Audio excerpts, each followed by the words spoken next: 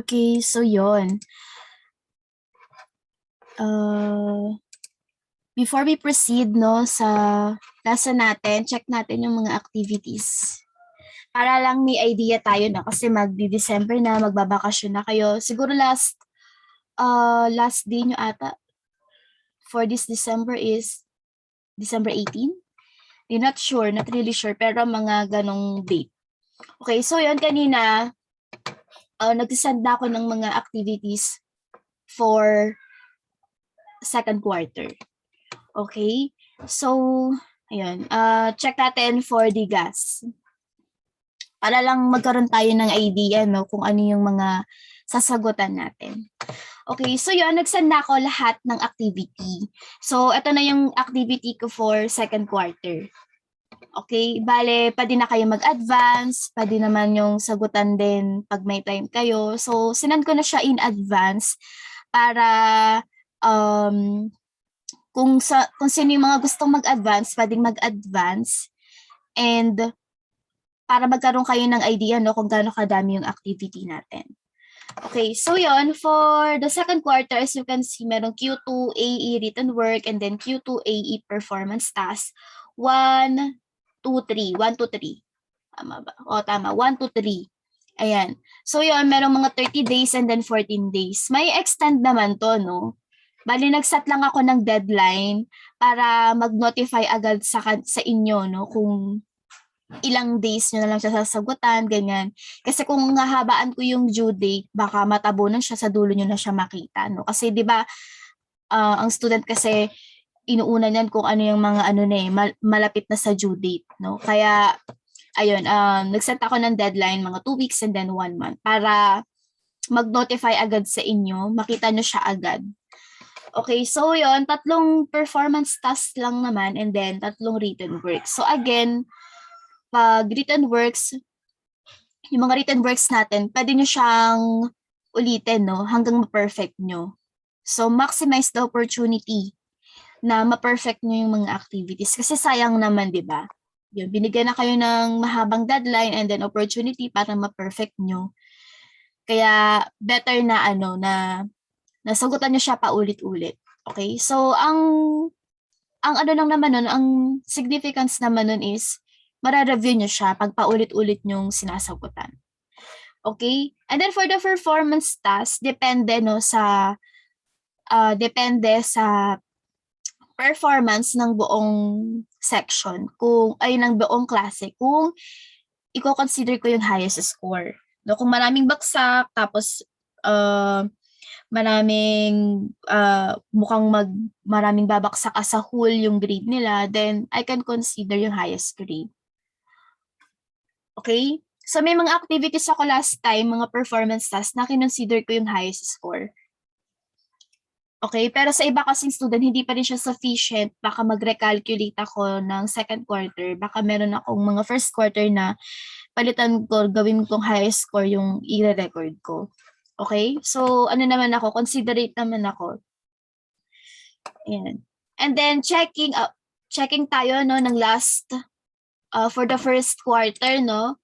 Kasi baka nakakalimutan ng ibang students. So, pwede pa rin natin sagutan yung mga first quarter natin.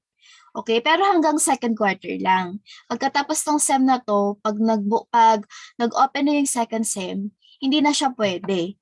No? Kasi since grade 12 na kayo, again, pwede tayong magbagsak ng student. Unlike last year, lahat ay safe. Ngayon, sabi ng DepEd, pwede na daw magbaksak ng student for the graduating.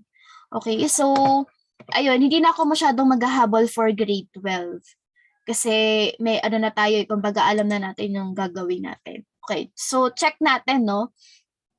Kung may mga missing ba tayo. Students, and nandito naman si JC Barkin. Okay, so hindi pa nako-compute kasi yung kay JC Barkin. Bale, yun, ko na lang siya din. I-inform ko na lang siya din once na available na rin yung grade niya. Okay. Meron pa bang hindi pa nakaka-receive ng grade nila? Yan, nag-PM na ako kay Pokong and then kay Seth. For the gas, 12, I think nakapag-send naman ako last week. Again, hindi pa rin available pala yung Filipino nyo. Upon checking doon sa consolidation ng grades, hindi pa rin pala siya, wala pa rin pala siya doon. Pero baka hindi lang siya na-input ni Miss Ron. You can ask her naman later sa klase nyo. Okay, so check natin, no? Kung sino tong isang hindi pa nakakasagot. Check ko lang. For sure, siya din naman siguro sa ibang activity.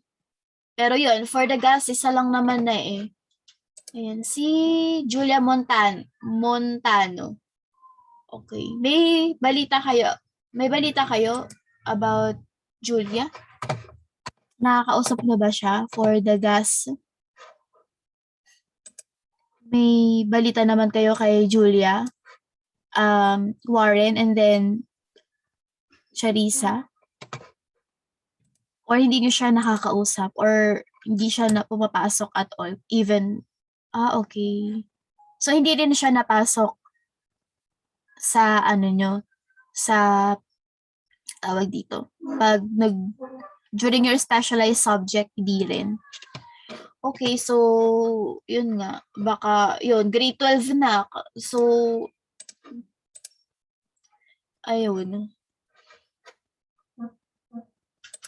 Okay, so yun lang naman. Isa lang naman, siya lang naman ata eh. Yun, siya na lang naman ang kulang.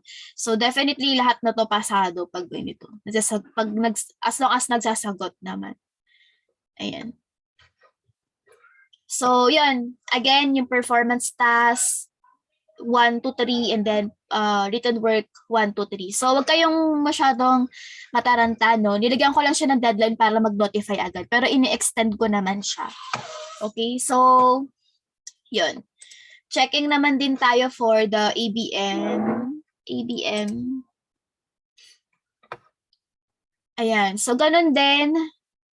Ayan, actually, in-extend ko rin yung ibang deadline ng first quarter ng ABM kasi merong hindi pa rin nagsasagot. So, meron tayong, tatlo lang to, kasi nandito si Sir Daniel nandito eh. Tatlo tong hindi nagsasagot. Si Sheen Villanueva, si Marisa Garceta, and then si Kezia Between. Okay. Though nag-follow up naman ako sa kanila, yun, wala pa rin reply. Though nakikita ko si Marisa nagpo-post sa FB, di ko lang sure kung bakit hindi siya nakakasagot sa Clipper. Though yun nga, nakikita ko yung yung My Day niya, and then yung mga post niya, active naman siya. Not really sure bakit hindi pa rin nasasagutan to. Okay? So yun, silang tatlo lang din to eh. Ayun, pag hindi pa to nakaabot ng seconds ng first sem, ayun, di sila makakagraduate. Though, nag-follow up na ako pag ganito yung nagpa-follow up na ako sa mga students ng ganito. Ayan, so anong mangyayari pag bumaksak yung student, uulit sila, and then, hindi na nila magagamit yung voucher nila. And as well, pag hindi ka ata pasado for first sem, hindi ka rin ata makaka-enroll ng second sem eh. Yun. Okay, pero pag second sem, siguro pagbibigyan pa rin sila nun eh. Ayun. Okay, so may question tayo regarding your activity. Yan. You still have more, you still have, I think, 2 months or 1 month naman para sagutan yun. In advance ko na, no, para sa mga ibang masisipag na student na nag-a-advance. Okay, so yung iba na naka-receive ng mababang grade for the applied economics, baka kasi na-late lang ng pasa, and then hindi ko na-record. Pero yun, i-recalculate ko naman siya ng second quarter. Pag second sem na, submission na ng grades for the second sem, sagutan nyo na siya in advance. Kasi na yun eh, kumbaga last submission na rin kasi ng grade yun for the first quarter. Baka pag may na-miss, hindi na siya ma-recalculate ulit kasi wala ng time. Sobrang deadline na kasi may deadline din with the DepEd pag submission din ng grades. So, pag may time kayo, ayun, bigyan nyo siya ng time. Sagutan nyo na rin siya. Para before deadline ng submission ng grades, mai-record no, yung mga highest score nyo. Okay?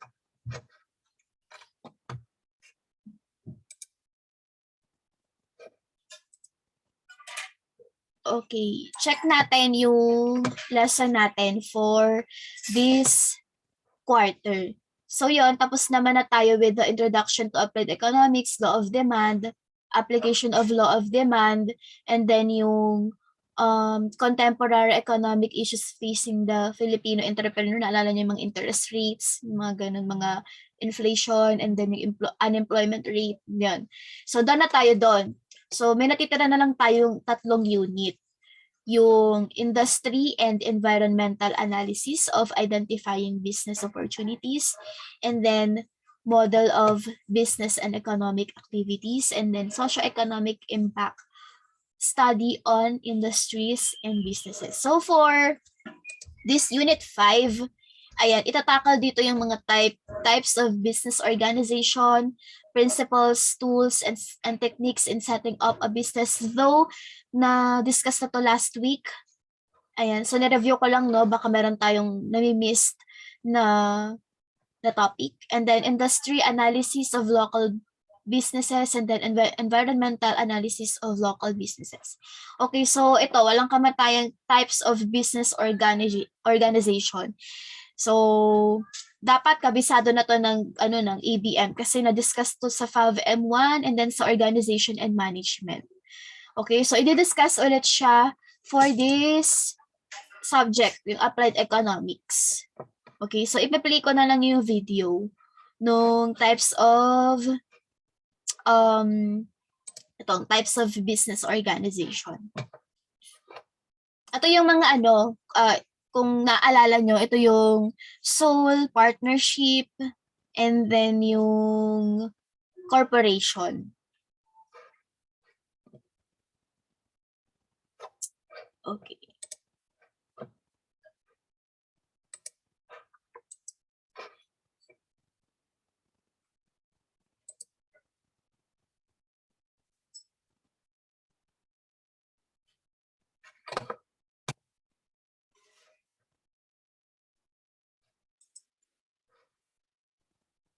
Okay, so for now, aside from the forms of business organizations, business enterprises can also be classified according to their activities, products, and services that they offer.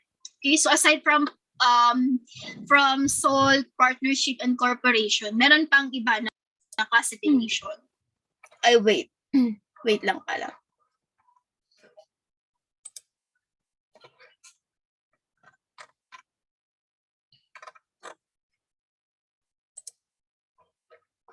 Hindi yan yun.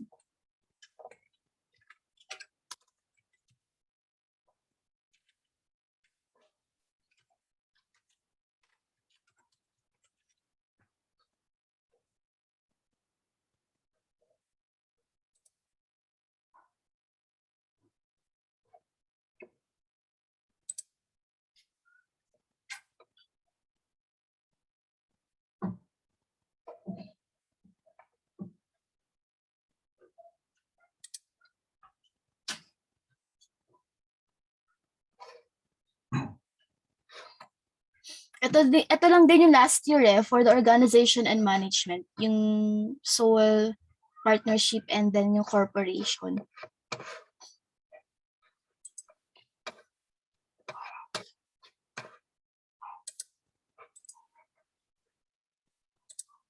Okay, so for the forms of business organization,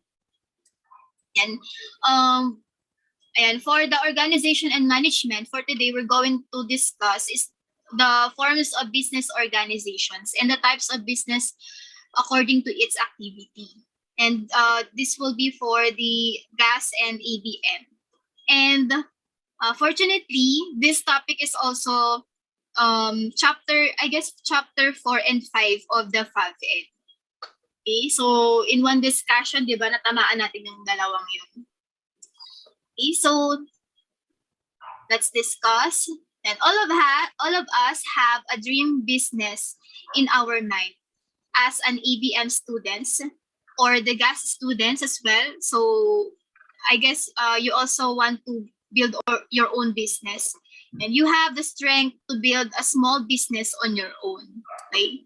So, sino dito nagbebenta na? Or parang meron silang kahit small businesses or small business sa bahay.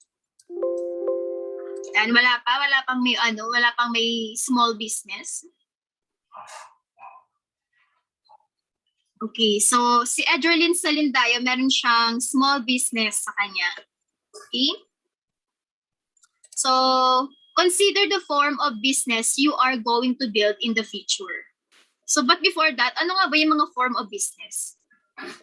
And then plan on how many co-owners do you have or do you want to have, and what products and services you are going to offer, and how much capital you will need.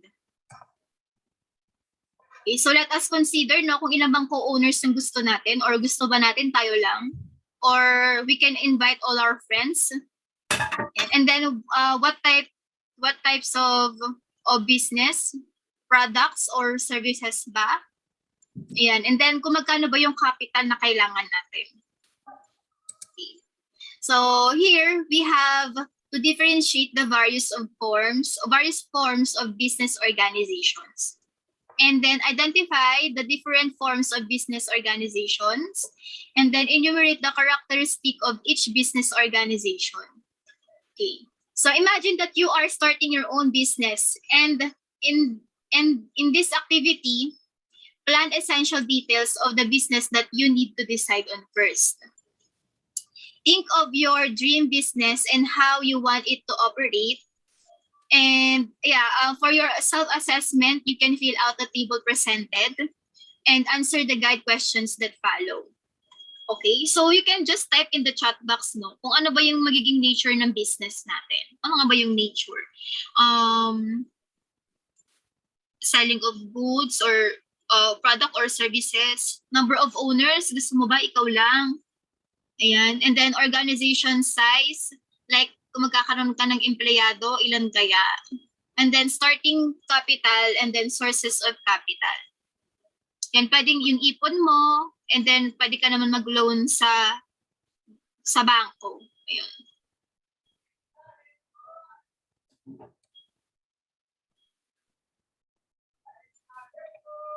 Okay, so why do business owners need to carefully select forms of business organizations they will establish? Yan. Bakit kaya? Bakit kailangan nating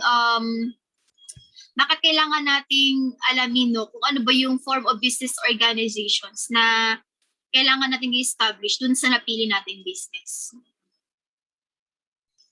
Okay, so business organizations can be classified according to their organization, ownership structure, business activities, and asset size. Okay. So first, for our forms of business organization, we have the following. First, the sole proprietorship, or the single ownership or single proprietorship. Okay. It is the simplest and easiest form of business organization to establish, and it is owned by only one person. Okay, so I guess yung kay Edgerlyn Salindayaw, it is a sole or single proprietorship. Am I right? Yeah. Okay, I guess it is, no? So sole proprietorship are regulated by the DTI, Department of Trade and Industry. So the advantages and disadvantages here. Yan, the ease and cost of formation. Yan, yung advantage niya ay yung ease and cost of formation, distribution of profit, direct control to the business, and tax benefits. Okay, so for the ease and cost of formation, syempre isa ka lang naman, so hindi ganun kahirap mag-form ng, hindi ganun kahirap i-form yung organization na yon. Kasi wala ka namang dapat i-consider dahil mag-isa ka lang naman. For the distribution of profit, hindi ganun kahirap kasi isa lang naman yung papupuntahan ng profit kundi sa'yo lang, di ba? And then direct control to the business, since ikaw lang naman yung owner, you have all the rights for the decision and for the management of that business. So you don't need to consult your partner kasi wala ka namang partner, and then you don't need to consider the opinions or suggestions of other people kasi ikaw lang naman yung may-ari ng business.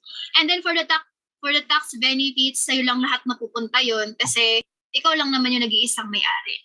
For the disadvantage, unlimited liability. When we say kasi liability, parang mga obligations to, no? Obligasyon. So, unlimited liability, since ikaw lang naman yung may-ari, lahat ng possible na problems, ikaw lang yung magiging liable doon. Wala nang ibang sisisihin. So kung malugi man ang business, ikaw lang naman ang masisisi kasi ikaw lang naman yung may-ari. Ganun. Difficulty in raising funds. Yan. Since ikaw lang naman yung may-ari, yung possible na funds na kailangan mo or yung capital mo, sa'yo lang naman manggagaling. Okay, so wala kang kasama sa mag-aambag, no? Kasi ikaw lang naman yung may-ari. Lack of business continuity. So normally, pag mga sole proprietorship or single, more likely parang mas mabilis magsara yung business. Or yun, most likely, maikling panahon lang yung business na yun. Okay, difficulty in attracting employees. Ayan, since yun nga single proprietorship lang siya, so yung ibang, kadalasan kasi sa mga employees, mas kino-consider nila yung pagpasok sa corporation kasi mas malaking company yun. Okay? And then, dahil nga lack of business continuity, hindi siya masyadong kino-consider ng mga employees. Kasi, syempre, ikaw as an employee, you'll consider yung may business continuity para, syempre, tuloy-tuloy din yung sweldo mo. Okay, the next one is the partnership. Okay, it pertains to two or more individuals sharing the ownership. Okay, so hindi lang naman to dalawa, no? Parang at least ata para din siyang pwedeng maging kasing dami rin ng korporasyon, but later we'll discuss kung ano ba yung pinagkaiba ng korporasyon sa partnership. So two or more individuals sharing the ownership. The owners of this kind of agreement are usually called partners. Okay, so this can be two or more. Kahit kasing dami pa yan ng owners din ng corporation. Okay? So partnership are strictly regulated by the Civil Code of the Philippines and the SEC or Securities and Exchange Commission. And partnership there are two types of partnership. This can be the general and limited partnership. In a general partnership, partners are liable for the partnership debts up to the personal property. While yung under limited partnership, the liability of the limited partners is only up to his actual contribution or investment of the partnership. So pag yung partnership nyo ay general at yan ay nalugi, pati yung personal property nyo, pwedeng maging pwedeng isama sa mga liquidations or ipambabayad doon sa mga naging liabilities nyo. While pag sa limited partnership naman, kung magkano lang yung naging contribution ng mga partners na yun, hanggang doon lang yung liability. Okay? So the advantages here, actually, meron pa yung mga limited partners and then general partners then. But yeah, it will be discussed din naman for the higher year. Okay, so for the advantages and disadvantages of the partnership, first, more sources of capital. Ayan, so unlike ng single, di ba, marami tayong source of capital. Maraming pwedeng mag-ambag doon sa business mo. Shared responsibility. Ayan, pwede kayo magkanya-kanya ng pagmamanage. Kumbaga, kung pwede kayong iba-iba kayo ng specialty, for example, ikaw magaling ka sa human resource, and then yung other partner mo magaling sa marketing, and then yung other partner mo magaling sa accounting. So you can do that, no? Hindi lahat ng responsibility na sa isang tao lang. Losses are shared, no? So kung meron kayong liabilities, depende doon sa napag-usapan ng partners.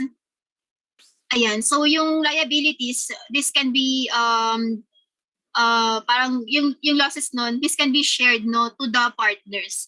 So depende yun sa kasunduan ng partners. So this yung ibang partners equal yung distribution or yung shared ng liabilities. Yung iba naman, ang gusto nila, kung magkano lang yung inambag nila, yun lang din yung magiging liabilities. Okay, so depende yun sa agreement ng mga partners. Varied skills and decisions. So iba-ibang tao nga, ibang-ibang tao. So maaaring iba-iba din kayo ng specialties and skills, and iba-iba kayo ng ideas. So magkakaroon ng mas malaking improvement, no? Okay, so juridical personality. And then the next one is the disadvantage, limited life. Yan, though hindi naman siya kumbaga, hindi naman siya ganun kabilis magsara, pero may limit pa rin yung ano niya. Kumbaga parang I guess parang magkasara pa rin to, depende dun sa law ng bansa na yon. Parang 25 years ata. Kasi ang corporation kasi 50 years. Okay, so yun, sa higher year, you'll know, no, pag meron na kayong law subject, you'll discuss about it naman. Difficulty in transferring ownership. Ayan, so syempre marami kayong owners nung partnership na yon. So for example, merong namatay na partner. So how it will be distributed. So another computation na naman yun. So for example, may nag-quit na partner. Ayan, so madidissolve yung partnership na yun pag may isang nag-quit. And then how it will be distributed naman about among the partners. Okay, so merong difficulty, no, in transferring ownership. Profit will be divided. So syempre dahil nga marami kayong partners, mahirap i-distribute yung magkakaroon ng parang may computations pa in distributing the profit. So again, just like the losses, for the profit, depende rin sa agreement ng partners. This can be distributed equally, or this can be distributed depending on the contribution. No? So iba't ibang factors pa kung ano yung gusto nilang i-consider when dividing the profit. Okay, disagreement among partners. Of course, merong iba't ibang skills and decisions and ideas. So more likely magkakaroon or mag-a-arise yung disagreement among partners. Okay, so maaaring hindi kayo magkasundo kung ano bang decision yung gagawin nyo, or kung parang magkakaroon ng misunderstanding, so that will arise, no, pag sa partnership. Okay, disadvantages, despite partnership businesses sharing responsibilities among owners, general partners still face unlimited liability. So, di ba, like yung sabi ko kanina, we have two different partners, no? We can it can be the general or the limited partners. So yung limited partners, depende lang kung ano lang yung ambag nila. Yung general partners naman, up to their personal property, no? Depende, no, kung gaano kalala yung liability ng business na yon. If the business incurs several financial losses and its assets are not enough to pay creditors, the general partners are personally liable to the said obligations. Okay, so kunyari kung kung risk taker ka naman, no, you can be the general partners. Kasi syempre pag nagkaroon naman ng profit, no? For example, ang kasunduan natin, kunyari meron sa partnership na to, may limited and general partners. So 'di ba pag limited, kung gano'n lang kalaki yung contribution mo, gano'n lang din kalaki yung makukuha mong profit. Okay, so kunyari ganun yung agreement. So kunyari for example, 100,000 yung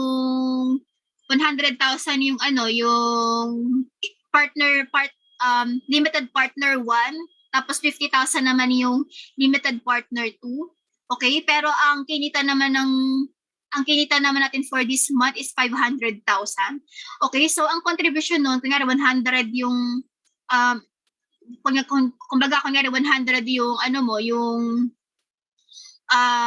contribution mo. So 100 lang din yung makukuha mong income. So the rest na yun, maaaring mapunta sa general partners. Okay, so again, depende rin to sa agreement ng mga partners.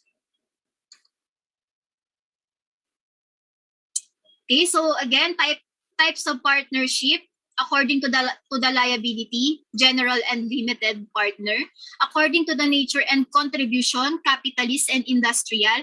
So pag capitalist, syempre pera yung pinang-ambag nila doon. While yung industrial, skills and knowledge yung inambag nila. So pwede ka pa rin maging partner kahit wala kang pera. As long as skilled ka and then sobrang talino mo and you have all the idea, and then yung isa naman hindi naman siya ganun katalinuhan pero may pera naman siya. Yan, so parang nagsispa kayo together, no? So syempre ikaw wala kang pera pero may knowledge ka, you still need the money of the other people, so you can put up a partnership. Okay, so the nature of the contribution, we have the capitalist and industrial. Okay, actually meron pang industrial capital. No, bukod sa matalino ka na, meron ka pang pera, no, you can be the industrial capital partner. Okay? According to the knowledge by the public, yan, and then ostensible and then secret. Actually, meron pang other term yan, no? Yan, so yung ostensible, ito yung alam ng buong madla na isa kang partner ng business na yun. And then yung secret, ito yung parang feel nila, parang hindi ka pinapublic, no? Parang relasyon lang, no? Ano ba kayo? Ostensible or secret partner? Yung hindi ka fine-flex ng nung business na yon. Okay, kumbaga secret partner ka. Kumbaga you do your job there pero meron kang parang discreet ka or sinisikreto ka, no? I guess for the other reason naman. Yeah. So yan, according to the knowledge of the public, we have the ostensible and secret. Ayan. Okay, gets ba natin? According to the connection with partnership, real and nominal. Ayan, so pwedeng, when we say parang accounts din to sa accounting, like parang meron kang time na hanggang this when we say pag real kasi permanent partner, and then pag nominal, temporary partner. So parang may kontrata ka lang, no? For this year ka lang partner, ganun. Okay, na parang relationship lang, real and nominal, pang temporary and then pang permanent, ganun. And then ostensible, for the publicity or public, in the eye of the public, you are the partner, and then merong secret or discreet or tinatago. And then sa capitalist and industrial, may pera ka, ito naman matalino, may skills. And then general and limited, yung liability niya depende sa ambag niya, while yung general hanggang sa personal property niya, yung liability.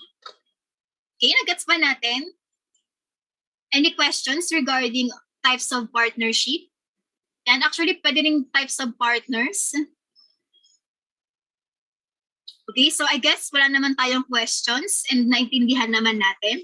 So let's go now to the corporation. So this form has a legal entity that is separate and distinct from its owner, commonly known as juridical personality. Okay, so ito parang pag may corporation, may sarili siyang buhay, no? Unlike yung partnership, kung ano mang mangyari dun sa partnership na yon, parang kayo din yon, no? While yung corporation kasi parang nagkakaroon na siya ng sariling buhay. Separate yung buhay niya sa buhay ng owners. So meaning, yung partners, sa partnership, kung may mag-quit na isa, maaaring masara na siya, no? And then you'll just have to create another partnership. While sa corporation, kahit mamatay pa yung mga owners niyan, kahit mag-quit pa yung iba at maghirap, buo pa din yung corporation. Okay, nagets ba natin? So merong juridical personality or parang another, parang may buhay, no? May sariling buhay yung business. So a corporation can have a minimum of 5 and a maximum of 15 owners who are called shareholders. Okay, ownership of the shareholders is divided into shares of stocks. Okay, so the difference between the partnership, yung partnership kasi, yung capital nila ay galing lang sa sa ambag ng mga partners. While yung corporation, kaya sila nakakapag-put up ng business kasi nagre-release sila or nagpa-publish sila ng shares of stocks. Meaning lahat ng bumili ng shares of stocks na yon pwede maging owners, no? Okay? So actually, hindi lang naman maximum of 15. Actually, madami, no? I think lang to, yung tinutukoy na na 15 is the main or the major shareholders up to 15 person. Okay, nagets ba natin? So ang pinaibahan lang ng partnership, ang corporation kasi may stocks. Yan. Kumbaga yung capital nila is in the form of share of stocks. Okay? At may sariling buhay yung corporation. So corporation are strictly regulated by Corporation Code of the Philippines and the SEC. So advantage, greater source of funds. Siyempre kahit sino pwedeng bumili ng shares of stocks and then you consider the owner, no? Pero not the major shareholders. Yan, for example, nakabili ka ng stocks ng Jollibee and then you can call yourself as the owner of the Jollibee. Okay? Bili ka ng shares of stock, pagpasok mo ng Jollibee, tabi kayo, isa akong shareholders ng Jollibee. Okay? And then limited liability. Transfer of ownership, madali lang kasi dahil bibili ka lang ng shares of stocks and then pag ayaw mo na, pwede mo nang ibenta yon. That's where you're going to transfer the ownership. Okay? Pag ayaw mo na, benta mo lang yung stocks, yung pinagbentahan mo, yun ay magiging owner ng shares of stocks na yun. Okay? Limited liability, it is because may sariling buhay yung corporation. Okay, so kung ano man yung kung ano man yung liability na ma-encounter ng corporation, sa corporation lang yun. Hindi siya umaabot hanggang owner. Okay? Continuity of existence. Ayan, since corporation siya, magre-renew lang sila na magre-renew ng contract. For example, yung ABS-CBN. Parang magre-renew lang sila na magre-renew. Parang every 50 years ata yun. Ayan. As far as I can remember. Either basta 50 years. Okay? Centralized management, since ang daming owners and then usually, di ba, talagang marami din tong employees. So, centralized yung management. No? Depende sa specialties nila, depende rin sa skills and experience nila. Okay, disadvantage, complicated to form and operate. Okay, so pag nagawa kasi kayo ng corporation, napakadaming requirements and then parang may minimum ata na investment or capital na needed. Ay, medyo complicated siyang i-form. High cost of formation yun. So aside from complicated siyang i-form, malaki, parang expensive din siya kasi nga parang merong parang para makapag-put up ka ng corporation, merong required na capital or investment. Strict government regulation. So yan, pag corporation, mas mahigpit yung government or yung SEC dito eh. Like, pag mga sole kasi, or partners, or partnership, pag nagsasubmit sila ng financial statement nila sa BIR, they don't need to provide cash flow. Pag corporation, kailangan nilang mag-provide ng cash flow statement. And so for the corporation, medyo strict ang government sa kanila. Okay, so syempre, dun sa partnership, meron din tayong types of corporation. So according to purpose, meron tayong for-profit and non-profit. Ano ba yung mga example ng mga non-profit? For example, yung mga churches, school, and mga charities. According to the nationality, this can be domestic and foreign. So we are already familiar to that. Nung pag foreign, syempre other country. Pag domestic, dito lang sa Pilipinas, no? And according to the extent of membership, pwedeng open and close. So pag close, meron kasi mga corporation na hindi nila pinapublic yung shares sa public. No, pag open naman, pinapublic nila yung shares of stocks nila. So pag close, parang ito yung mga family na corporation na wherein family lang or relatives lang yung pwedeng bumili ng shares. Yan, or ayun, especially sa mga bagong corporation or mga ganun. Sila, parang madalas close sila. Yan, basta hindi pa napapublic sa PSE or sa stock market, yan, nasa close yan. And then yung open yan, kahit ordinaryong tao pwedeng bumili ng shares of stocks or shares. So why is it important to consider the number of owners before you establish your business venture? Ayan, bakit kaya importante na kino-consider natin yung number ng owners? So yun, syempre, depende sa business natin. Okay, so kaya maliit lang naman yung business natin, bakit kailangan natin ng 100 na owners or 50 na owners, no? Na if we can do that on our own, no? And kung malaki yung company natin na gusto nating itayo, bakit naman mag-isa lang tayo? So depende yun sa business na gusto mong itayo.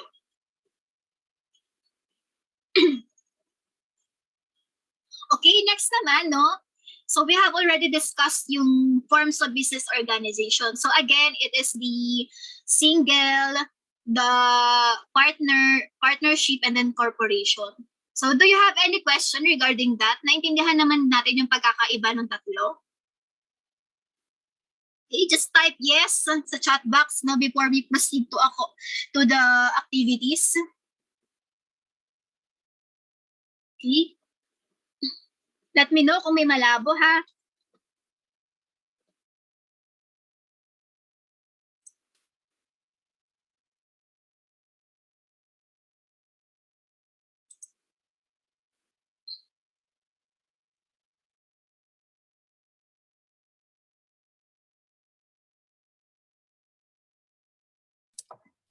Okay, so we're done with the business organization.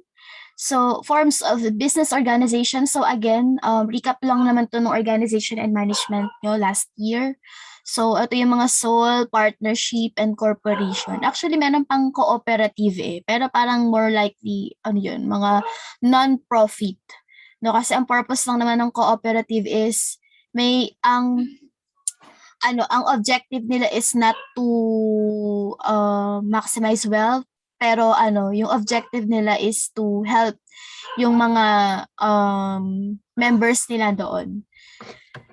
So yun, hindi ko na masyadong i-discuss yun kasi ang three main forms of business organization naman natin is yung sole, partnership, and corporation. May questions ba tayo regarding those three? I think familiar naman na tayo doon. Okay, so yung next topic natin or yung last na i-discuss natin for today, let me check. Ayan, so yung principles and tools and techniques in setting up a business, so discuss naman na natin to. So just to recap, kung naalala natin, ito yung mga SWOT, mga types of analysis.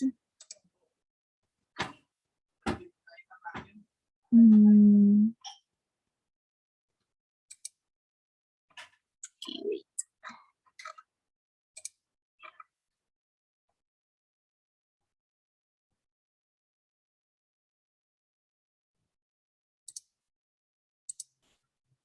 Yan. So for the industry and environmental analysis of identifying business opportunities, so ito naman yung mga about lang to sa mga SWOT analysis. Yan, na natin to, kabisado na natin tong SWOT, kasi sa organization and management, na-discuss din yun. So when we say SWOT, ito yung strength, weakness, opportunities, and threats. So para mas better nyung magawa yung analysis na yun, ang alalahanin lang ninyo, pag sinabing strength and weaknesses, nakikita natin to sa internal organization. So meaning sa loob ng organization.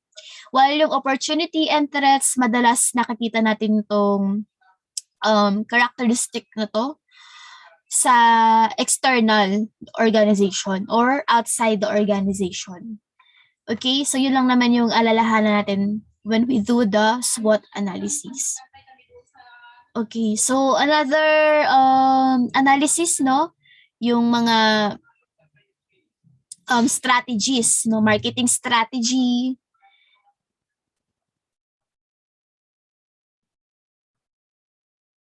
Ayan, what else pa ba? Let me check.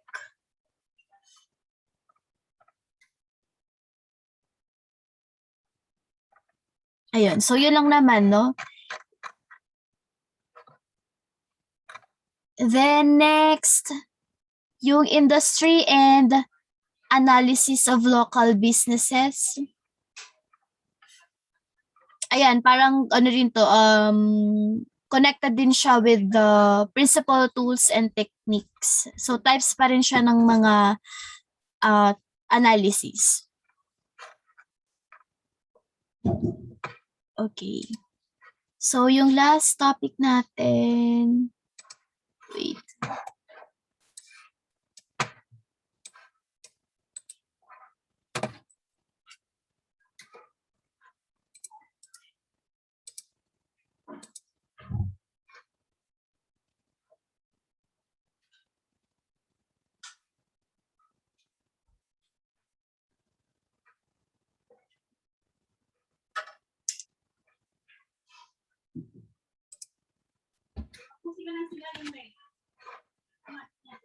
Yan, medyo malamig ngayon, no? Sino mga sinisipon? Ako, sinisipon na ako sa lamig.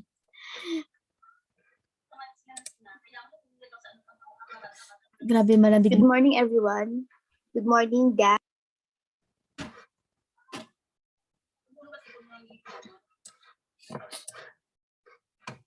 Yan, so make sure lang na mag-jacket na tayo and then uminom ng gamot, no, kapag once na nakaramdam tayo para hindi pa lumala. Malamig na kasi yung kalima ngayon. Malamig na ng hangin. Dahil magpapasko na. Okay, so ito yung last na topic natin for today.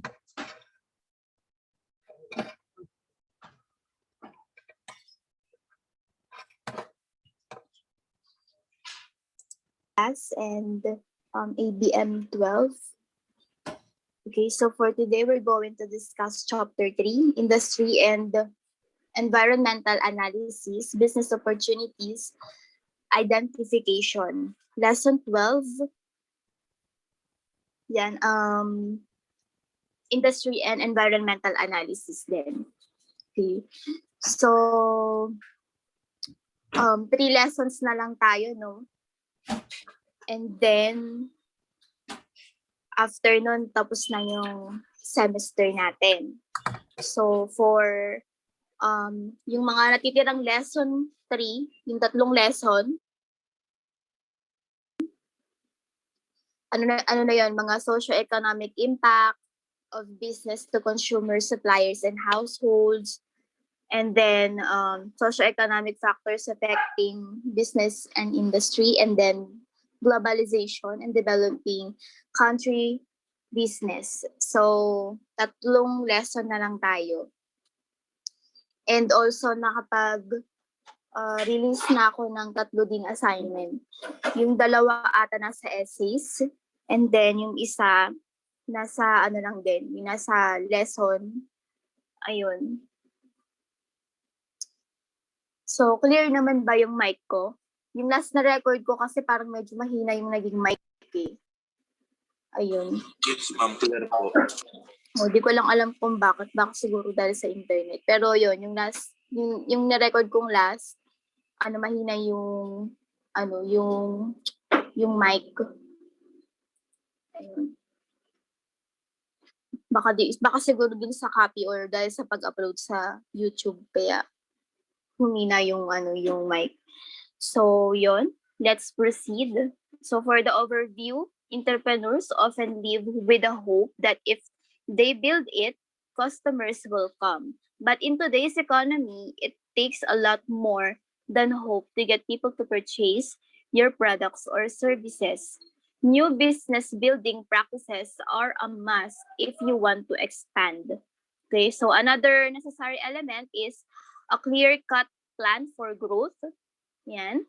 But many entrepreneurs get obsessed with creating the perfect plan, or they never get around to putting one together. So crafting a plan, for example, in business plan, marketing plan, and is necessary, quick and effective, and we can show you how to do it, no?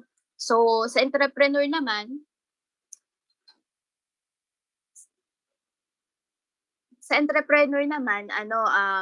ayun, nakapag nag-create na tayo ng business plan, di ba? So yun, pwede na rin pala kayong mag-submit through email ng chapter 3 and 5 nyo. Pero sa EBM, kailangan 3, 4, 5 yung isasubmit nila, no? Kasi sila yung required na mag-submit din ng mga financial statement kasi ano na yun, part ng lesson nila yun. So for the other strand, chapter 3 and 5 lang. Okay, so ayun, dati ang mga entrepreneurs, pag nagbubukas sila ng business nila, ayan, meron na silang expectation na may mga customers na bibili. Pero nowadays kasi, since ang dami ng magkakapares na product, ang dami ng aggressive na businesses, hindi ka basta-basta makakapagpatayo ng business mo kung gustuhin mo. Kunyari may gusto kang product, tapos magbubukas ka na business. Hindi siya katulad ng dati na sure ka na may bibili sa'yo, no? So ngayon, dapat bago tayo magbukas ng isang business, mag-iisipan natin mabuti. As much as possible, gumawa tayo ng mga feasibility studies, ganyan, or business plan, and then kahit mag-survey ka, dapat mahalaga din yung survey bago magbukas yung business mo, kasi to make sure na alam mong may magsusupport ng business mo, no, may bibili, may pupunta. Ganun. So better na bago tayo magbukas, magtanong-tanong muna tayo. So para hindi tayo malugi, hindi sayang yung investment natin. Okay, so for lesson 12, after this discussion, we should be able to analyze the different steps in identifying business opportunities, and then identify the different business opportunities in the Philippines. Ayan. And then explain the different processes in identifying business opportunities. And then yung SWOT. Yan. So yung SWOT, alam naman natin, na-lesson na rin natin ito ng ilang beses na. Grade 11 pa lang, di ba? Nag-discuss na tayo ng SWOT. Ito yung strength, weakness, opportunities, and threats. And then sa entrepreneur naman din, na-discuss din naman siya yung SWOT.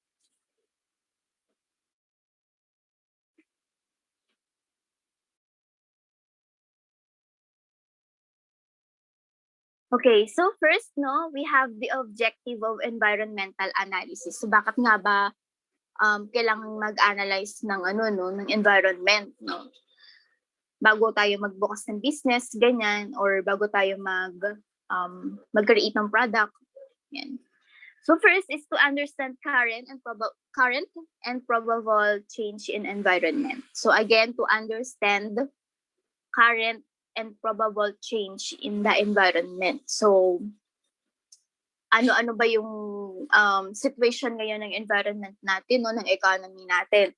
And then, kung ano ba yung mga possible na changes sa economy natin. So, for example, ngayon, meron tayong pandemic, meron tayong inalaban ng virus, which is yung COVID-19. So, maganda ba na magtayo ng business ngayon? Or kung magkatayo tayo ng business, bilang entrepreneur, ano kaya yung swak na product, no, for this pandemic? Ayun. So, saka kung paano natin ma-deliver yung products natin, ganyan, paano natin may showcase sa ibang tao yung product natin or yung business natin. Okay, so it is important that one must be aware of existing environment and changes in various factors of environment, like changes in economic environment, technological environment, political environment, global environment, and so forth. So next naman is to provide input for decision making. So decision making means to select an alternate among the various available alternatives. In this process, we need information for analyzing various alternates so that the best alternate is selected. So environmental analysis provides such information to decision maker. So yun, kaya merong mga decision making kasi marami tayong mga alternatives, marami tayong mga options, marami tayong mga proposed na actions pag para sa business natin, no, or if in case na magtatayo tayo ng business. So isa rin sa magandang tignan yung environment para magkaroon tayo ng idea kung ano ba yung mga actions na or mga decisions na pipiliin natin. So for example, this pandemic, no, magbubukas pa ba ako ng isang branch? Ayan. So, check natin yung environment. Kung magbukas ba ako ng branch this pandemic, okay ba yun? No? Ayun. Or, ano pa ba? Babaguhin natin yung mga shipping processes natin. Yan, instead na in-store or magbubukas tayo ng store, baka pwedeng online na lang. Ganun, since pandemic, di ba, bawal, maraming mga taong bawal lumabas, lalo na yung mga minor, di ba? Yan. So next naman is to ensure optimum utilization of resources. The key of business success lies in the most effective utilization of the company's resources. So all this involves the evaluation of company's strength and weaknesses in the light of environment threats and opportunities, and taking appropriate measure to avail the opportunities or to face the threats. Ayan, so optimum utilization of resources. Dapat ma-maximize natin yung use ng mga resources natin. Yan. So dapat kung yung mga tao natin, ayan, bibisitahin natin or i-check natin kung baka naman sobra-sobra yung tao natin, no? Yung iba dyan nakatunganga lang. Ayun. Lalo na, kunyari, bawal na yung, kunyari, restaurant yung business nyo. Tapos, ano na lang, bawal na yung dine-in. So, syempre, medyo mababawasan yung mga tao sa loob ng restaurant nyo. Mabawasan mo talaga siya kasi, wala naman siya lilinisin sa loob ng restaurant. Tapos, for sure na mababawasan din yung pagbili ng pagkain. So, puro delivery na lang, no? So, isa rin yan sa way ng pag-maximize ng resources natin. Dapat swak, no, yung resources natin sa business natin. Okay, so other objectives, yan, to identify the threats and opportunities, yung strength and weaknesses ng business, and then to diversify the business in new areas and to keep the business dynamic. And then to foresee the impact of various healths to organization of the business environment.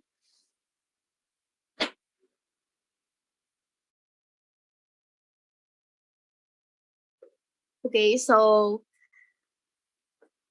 ayun, mahalaga na i-check natin yung environment natin bago tayo mag-decide.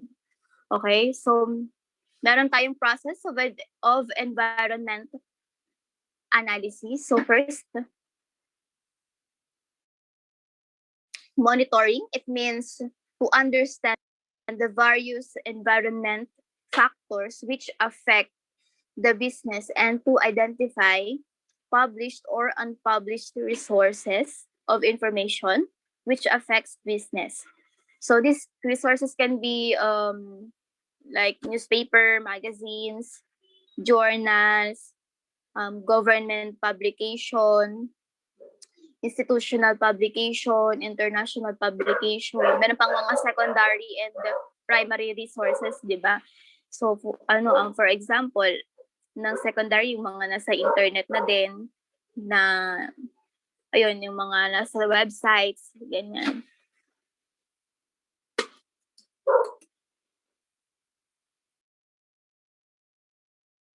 Searching and scanning.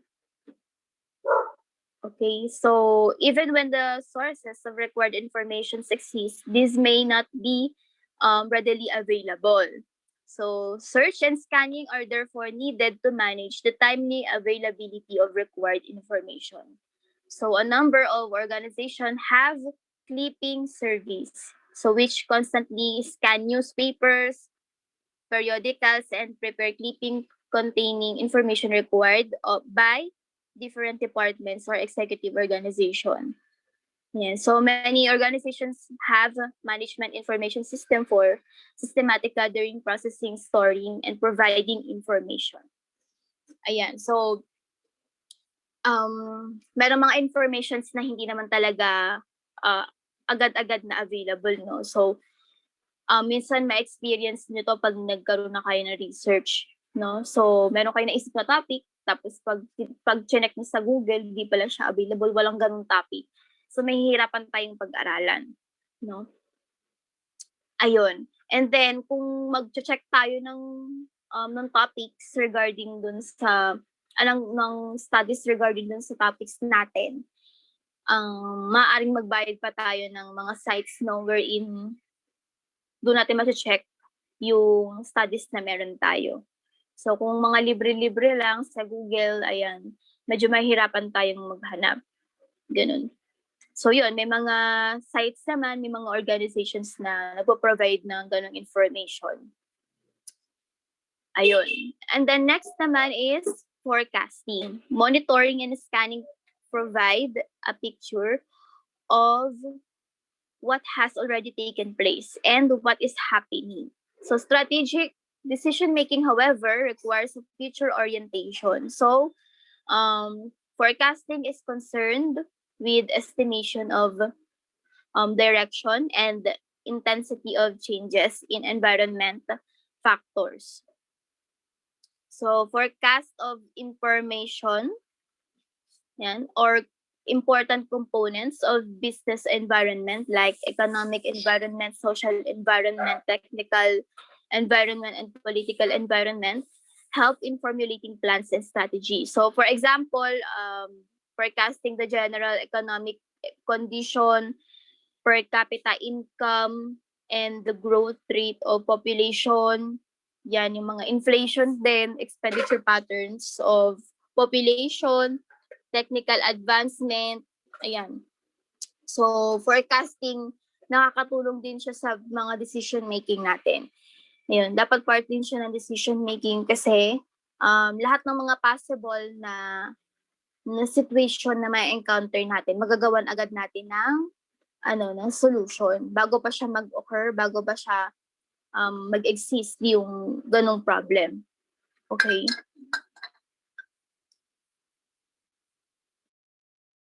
Ayan. So, 'di ba sa una nga ang natin to understand current and probable change in environment. So, parang forecasting din siya na mag-i-imagine tayo kung ano ba yung maaaring mangyari in the future, no? Depende sa current situation natin ngayon.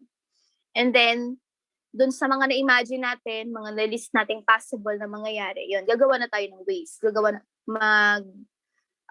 Mag-create na tayo ng mga solutions. So, para pag na-encounter natin siya, alam na natin kung ano yung gagawin. Evaluation and assessment. Ayan. So, monitoring, scanning, and forecasting are not ends in themselves. So, they simply provide information regarding current business environment and future business environment. But in assessment, we identify and evaluate as how to these environmental changes will affect our business so that appropriate counter strategies can be made in time. Ayan. So, ayun, after natin ma-forecast, di ba, nakita na natin na parang na-foresee na natin kung ano yung mangyayari in the future based sa current na situation. Papasok ko dito yung evaluation and assessment. Ayun, kung paano ba siya makaka-affect sa business, no? I-calculate natin kung malulugi ba tayo, lalago, ayan. And then, through that, no, makakagawa na tayo ng solutions. Ayan, so after forecasting, may evaluation and assessment.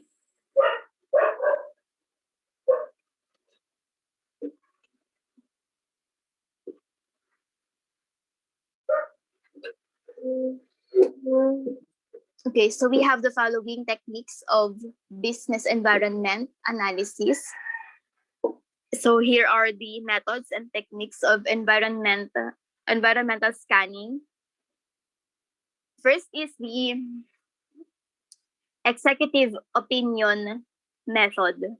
So business environmental forecasting is based on opinion and views of top executive, also known as executive judgment method or jury method. So yung forecasting, yung business environmental forecasting nila ay naka-based sa nakakita, no, or masasabi nung mga nasa top management. For example, yung mga CEO, mga vice president ng business, ayan.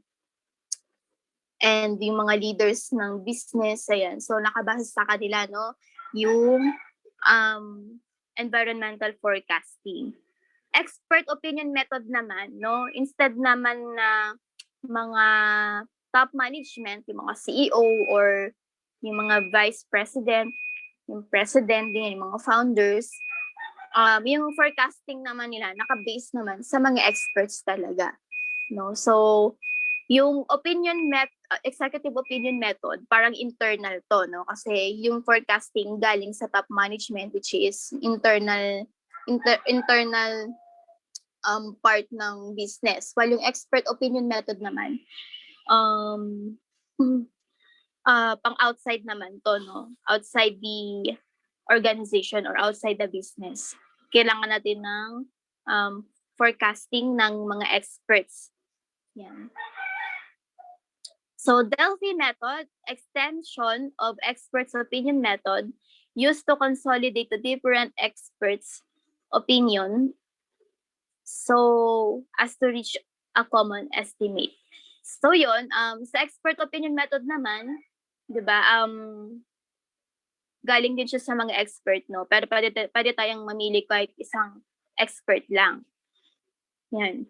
While yung sa Delphi naman, as much as possible, parang iba't ibang klase ng expert. Siguro, pwedeng view ng engineer, view ng accountant, view ng doctor, view ng iba't ibang expert, no? Yan. And then, i-consolidate yon para magkaroon ng commonality or makita natin kung ano ba yung pinaka-denominator nung lahat ng opinion nila so that magkaroon na tayo ng solutions or makapag-decide na tayo kung ano yung possible na actions na dapat natin gawin. Economic indicators analysis. So forecasting is based on certain indicators affecting business unit. Yan. So ito, ayan, itong forecasting na to, naka-base siya sa current, no, or kung ano yung current na nangyayari. Ayan. So kaya siya mag-check kung ano yung mangyayari in the future. So, sine-check niya kung ano yung mga nangyayari ngayon or ano yung mga indicators na ngayon na nakaka-affect sa business. So that pwede na sila mag-forecast. No, kung ano yung naging current situation ngayon, ano kayo mangyayari in the future. Past projection method naman, ayan. Kung ang economic indicators ay current, ayan, or yung present na tinatawag, yung past naman, ay i-check natin kung ano yung mga naging history, no, or yung historical transactions, historical events ng isang business. Yan, and then doon natin i-check kung ano yung mga mangyayari in the future. Okay, so yung economic indicators, present, yung past projection method naman, ay yung historical nila. Historical condition or historical transactions. And then, events. Statistical method, ayan, more scientific and estimates made through this method are more reliable. So ito naman, gagamit naman tayo ng math. Ayan, gagamit na tayo ng stat. Ayan, so meron tayong trend projection, time series analysis, and regressive analysis, simple and multiple regression equation. So pag sinabi naman natin trend, no, this method is based on time series analysis.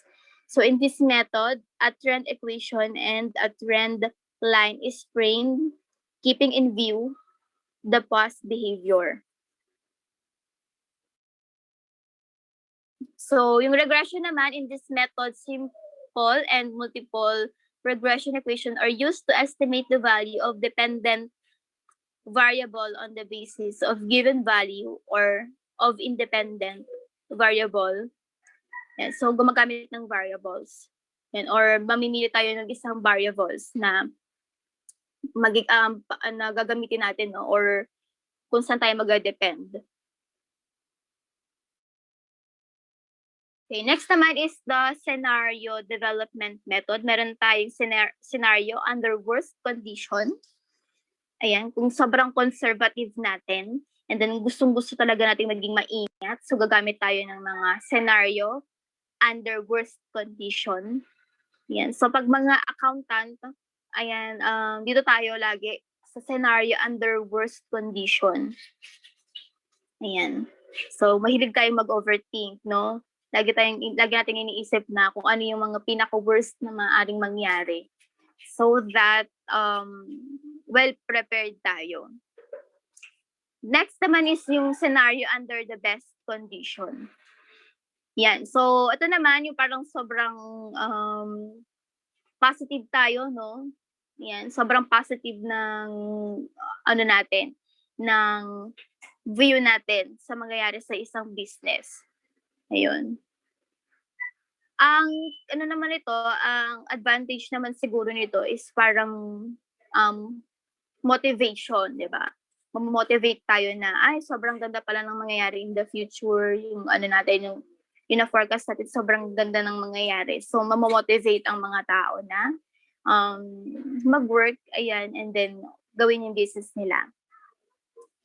Yan. Sa scenario naman under worst conditions, siguro ang benefit nito is parang sobrang handang-handa ka, no? Kahit hindi pa siya mangyayari, sobrang handang-handa ka na. Prepared ka na. Ayun. Sa scenario naman, sa next naman, yung pang third, scenario under most likely conditions. Ito naman yung parang saktong pangyayari lang, no? Yan, yung parang normal lang. Hindi naman siya worst, hindi din naman siya best. Parang tama lang, tamang yung mga parang malapit sa realidad. Okay?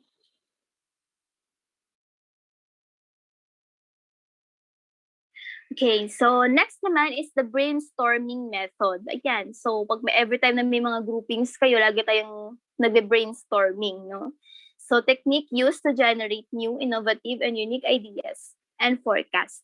So group members are encouraged to generate ideas, discuss them, and make forecasts. So kayong mga members ng group nyo, mag-uusap-usap kayo, magbibigayan kayo ng ideas, ng mga innovations, yan, and then ng mga sarili-sarili yung forecasting, and then doon kayo mag-decide.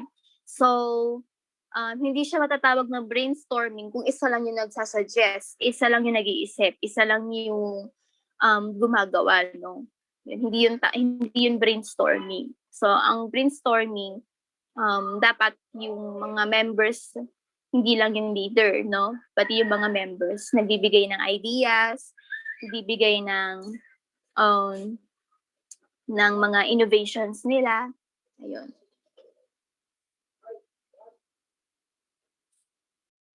Okay, so gets naman ba natin yung mga techniques of business environment analysis? So, yun. Dali lang naman siya. So, what is SWOT analysis? Ayan, walang kamatayang SWOT. Yan, na ever since grade 11.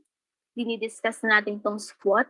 Again, pag sinabing yung strength and weakness, internal to, no? So ito, within the business makikita. While yung opportunity and threats, external naman. Outside the business natin makikita. So SWOT stands for strength, weaknesses, opportunities, and threats. And so SWOT analysis is a technique for assessing these four aspects of your business. So you can use SWOT to make the most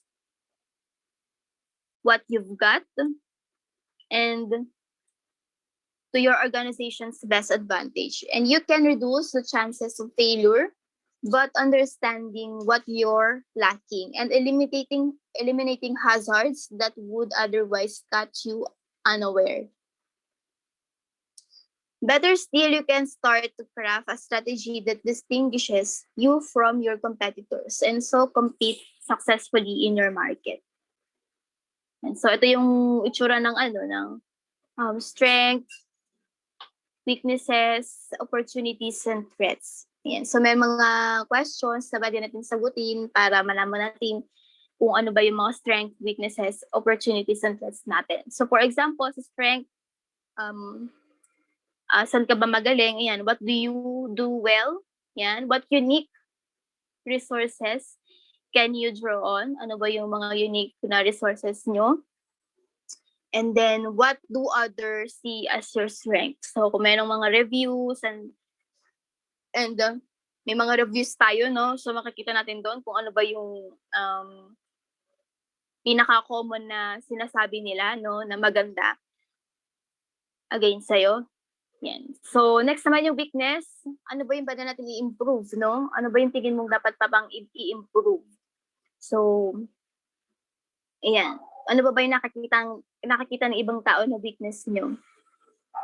So for the opportunities naman, what opportunities are open to you, no? Ano yung mga opportunities na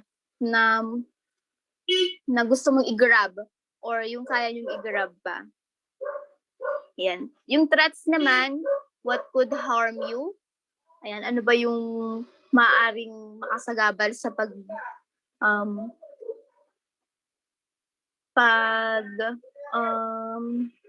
improve ng business nyo? Ano ba yung mga makakasagabal sa paglago ng business nyo, no? Ayan.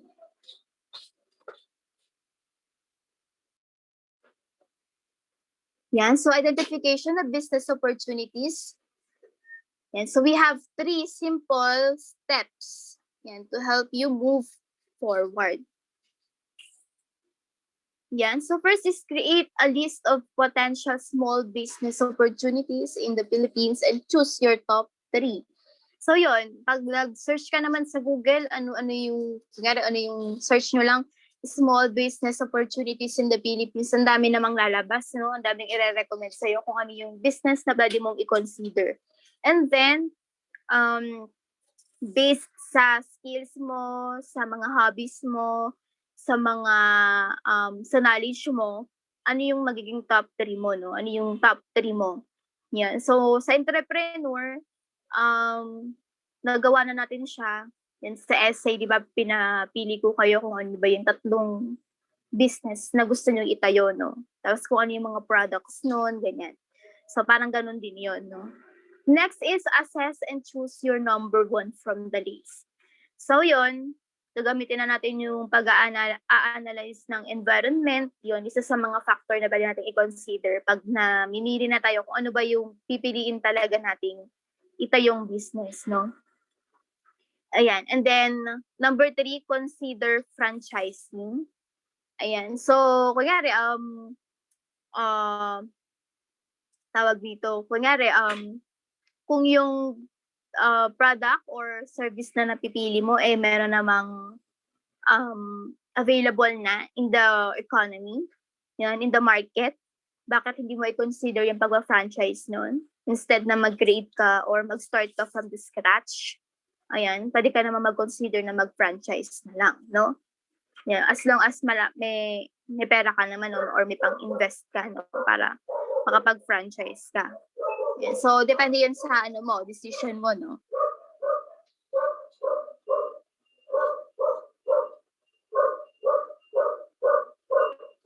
Ayan. So, how to identify business opportunities?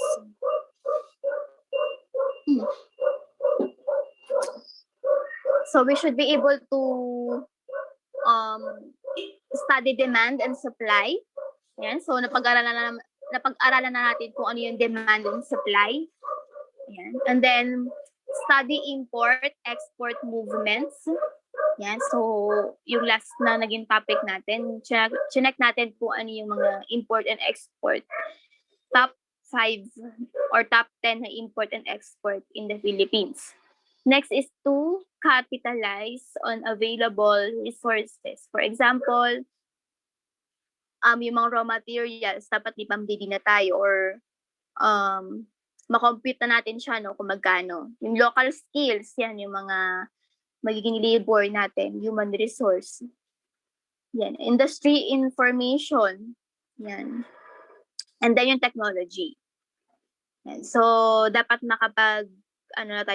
parang makapag-canvas or quotation or makapag-compute, makapag-budget. Number 4 naman, adapt, complement, and reshape. So, dapat ready tayo sa adaptation or dapat flexible yung business natin. Explore forward, backward industry linkage. And then, screen and select the best investment alternatives. Ayan, ano ba yung pinaka-best na investment? So, depende yon sa knowledge din natin, no? Or yung risk na kaya nating i-take. So, maraming types ng investment. So, sa ABM na-discuss namin to kung ano yung mga types ng investment. So, meron namang investment na kailangan ng kapital, no? Kailangan mo ng pera. Yan. Pwede mag-start from 2,000 or 500. 500 siguro pag mga very small na business. So, parang I think 500 din na siya sapat, no? Yan. Siguro mga 2K, yan. 2K, pwede ka na mag-start ng business mo. Yan. Kung kaya mong i-dedicate yung time mo with the business. So, hindi naman basta-basta yung pagtatayo ng business, no? So, dapat i-check mo din yun kung kaya mo ba. Lalo na habang lumalago yun, syempre kailangan mo ng tao, kailangan mo ng mas malawak pang knowledge. Pag habang lumalago yung business mo, kailangan mo ding mag-grow. Ayan. So, hindi talaga siya basta-basta. Unlike ng sinasabi ng ibang tao na pag nagtayo ka daw ng business, hawak mo na yung oras mo, magagawa mo na daw kung ano yung gusto mo. Hindi siya ganun. Hindi talaga siya ganun. So, pag nag-business ka kasi, ayan, hindi siya madali. Kasi, hindi mo rin masasabi na hawak mo yung oras mo. Kasi lahat ng attention mo, dapat nandun sa business mo, di ba? And then, palalo na pag may tao ka, hindi mo naman ma-assure na yung care mo or yung pag-iingat mo doon sa business mo ay the same sa pag-iingat ng magiging empleyado mo. Okay? So, iisipin mo pa yun, no? Aside from the business mo, iisipin mo pa yung magiging empleyado mo kung paano nila i-treat yung business mo. So, hindi siya madali kagaya ng sinasabi ng ibang tao. Yun. So, ayun, yung mga gano'n, yung mga entrepreneur or yung mga capitalist or yung mga investor, yan, nag-i-invest talaga sila dahil may pera sila. So, another investment naman ay yung hindi kailangan ng pera, ay yung pag-i-invest, yung invest ng knowledge and skills. Ayan. So, ayun naman, part ng mga employees naman. So, nag-i-invest sila ng skills and knowledge nila for in return of money, no? Or in return of the wages and salaries. So, yun. So, depende sa choices niyo kung magiging entrepreneur ba kayo or employer or employee. Ayun. So, both naman ay hindi ganun, hindi natin masasabing madali. Ayan. And then, pwede kang mag-prosper sa pagiging entrepreneur, pwede ka rin naman mag-prosper sa pagiging employee. So, depende yun sa grit or depende yun sa ano yun, sa pag-take nyo ng risk. So, yun. For chapter 3, I think yun na yun. And then next naman, magdi-discuss na tayo ng chapter 4. May questions ba?